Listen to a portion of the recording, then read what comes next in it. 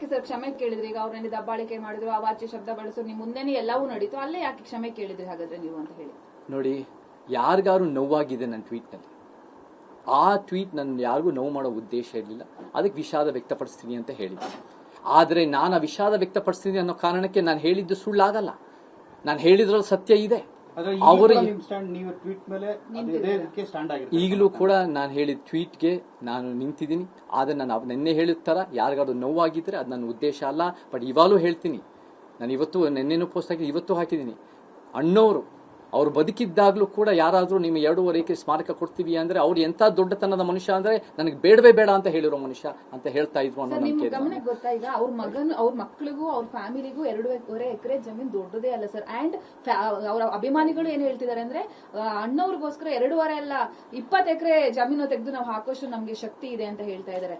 ನೀವು ಅಂದ್ರೆ ಇಲ್ಲಿ ನಿಮ್ಮ ಬರವಣಿಗೆ 100 ಅಲ್ಲ 200% ಜನ ಹೇಳ್ತಾ ಇರೋದೇನಪ್ಪಾ ಅಂತ ಹೇಳಿದ್ರೆ ನೀವು ಪ್ರಚಾರಕ್ಕೋಸ್ಕರನೇ ಮಾಡಿದ್ದು, ಇದು ನಿಮ್ಮ ಎಲ್ಲೋ ಕಳೆದು ಹೋಗಿದ್ರು, ಈ ಮೂಲಕ ಮತ್ತೆ ಬರೋಣ ಅಂತ ಹೇಳಿ ಪ್ರಯತ್ನ ಮಾಡಿದ್ರು ಅಂತಾನೆ ಹೇಳ್ತಾ ಇರೋದು. ನೋಡಿ, ಇದು ಪ್ರಚಾರಕ್ಕೋಸ್ಕರ ಅಲ್ವೇ ಅಲ್ಲ, ಇದು ವಿಚಾರಕ್ಕೋಸ್ಕರ.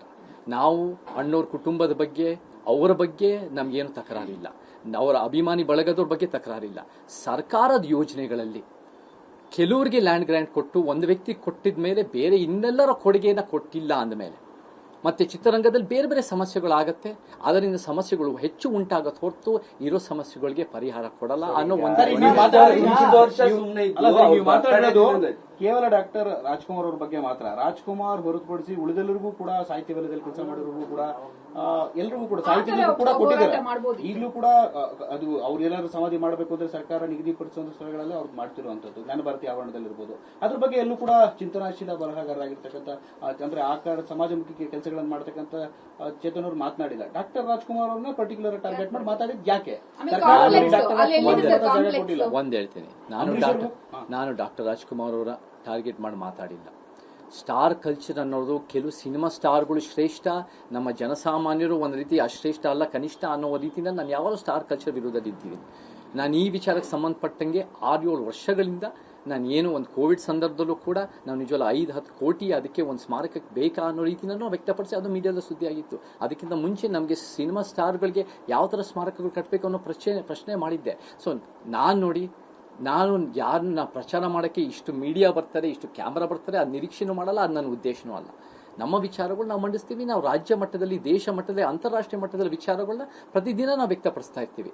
ಅದೆಲ್ಲ ಸರ್, ಈಗ ನಿನ್ನೆ ಧಮಕಿ ಹಾಕೋದಕ್ಕೋಸ್ಕರ ನಾನು ವಿಷಾದ ವ್ಯಕ್ತಪಡಿಸಿದೀನಿ ಅಂತ ಹೇಳ್ತಾ ಇದ್ದೀರಾ.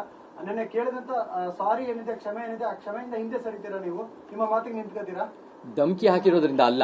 ಶಿವರಾಮೇಗೌಡರಾಗಿರ್ಬೋದು, ಅವರ ಒಳ್ಳೆ ಹೋರಾಟಗಾರರು, ಜನಪರವಾಗಿ ಬಹಳ ನಮ್ಮ ರಾಜ್ಯದ ಪರವಾಗಿ, ಪ್ರಾದೇಶಿಕ ಪರವಾಗಿ ಬಹಳ ಕೆಲಸ ಮಾಡಿದ್ದಾರೆ. ಅದೇ ರೀತಿ ಅನೇಕ ನಮಗೆ ಪರಿಚಯ ಇರೋರು ಕನ್ನಡ ಪರ, ರಾಜ್ಯದ ಪರ ಹೋರಾಟಗಾರರು ಬಂದಿದ ಮೇಲೆ ಅವರ ಒಂದು ರೀತಿ ಅವ್ರಿಗೆ ಮನಸ್ಸಿಗೆ ನೋವಾಗಿದೆ ಅನ್ನೋ ಕಾರಣಕ್ಕೆ ನಾನು ಕೂಡ ಅದರಲ್ಲಿ ನನಗೆ ಯಾರಾದರೂ ನೋವು ಮಾಡೋದು ನನ್ನ ಉದ್ದೇಶ ಅಲ್ಲವೇ ಅಲ್ಲ. ನಿಮಗೆ ನೋವಾಗಿದ್ರೆ ಅದಕ್ಕೆ ನಾನು ವಿಷಾದ ವ್ಯಕ್ತಪಡಿಸಂತ ಹೇಳಿದ್ದೀನಿ.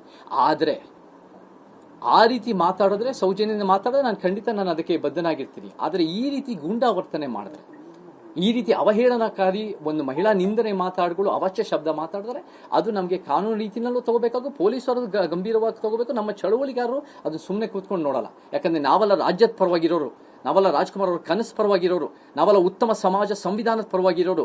ಇವರೆಲ್ಲ ಒಂದು ರೀತಿ ಅವರು ರಾಜ್ಕುಮಾರ್ ಹೆಸರು ಮಸಿ ಬಳಿತಾ ಇರೋರು, ಕಾನೂನು ಅವ್ರ ಕೈಗೆ ತಗೋಬಹುದು ಅನ್ನೋ ರೀತಿಯಲ್ಲಿ ಸುಮ್ಮನೆ ಕೂತ್ಕೊಳ್ಳಲ್ಲ. ಅವರು ಅವ್ರ ರೀತಿಯಲ್ಲಿ ವ್ಯಕ್ತಪಡಿಸಿದರೆ ಪ್ರಜಾಪ್ರಭುತ್ವದಲ್ಲಿ ಉತ್ತಮ ಸಮಾಜದ ಮಾತುಗಳನ್ನ ಜನ ಸ್ವೀಕಾರ ಮಾಡ್ತಾರೆ ಅಂತ ಗೊತ್ತಿದೆ. ಉತ್ತಮ ಅಲ್ಲದೆ ಇರೋದನ್ನ ತಿರಸ್ಕಾರ ಮಾಡ್ತಾರೆ ಅಂತ ನಂಬಿಕೆ.